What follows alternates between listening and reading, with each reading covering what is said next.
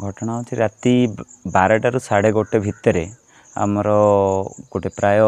25 ରୁ 27टा हाथी एक मुहां पशिगले जोड़ा आमर वाचमैन देखिकी डरिकी सी धाई पलैगला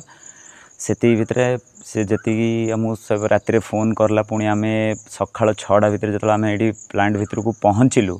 से भितर हाथी प्राय आमर माने सब गेट भांगी कांथ भांगी बाउंड्री भांगी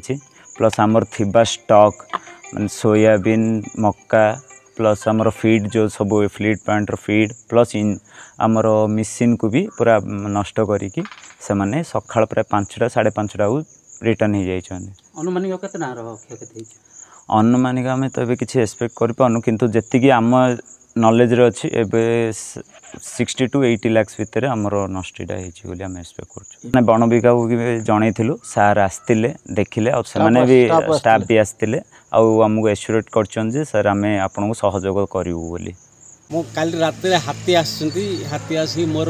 बाड़ भितर पशिक तार बाड़ सब गुंड लगे भांगी देती भितर बैगण लगी कटी पोटल लगी कलरा लगी एने वन विभाग जनइले सका तो मुझे आसली सियाड़ू कम सरिक 9टा 10टा बेलू आसली वन विभाग कि जन पारनी जन तार बाड़टा पूरा गुंड कर भांगी देती बैगण फाइगण लगी सब चकुड़ी दलिक नष्ट हो कटी पोटल अच्छी सेगुड़ा नष्ट हो मोर ये तो 60 भरण कि सब नष्ट होना सब 2-3 भरण 3 एकर खंडे हम नष्ट।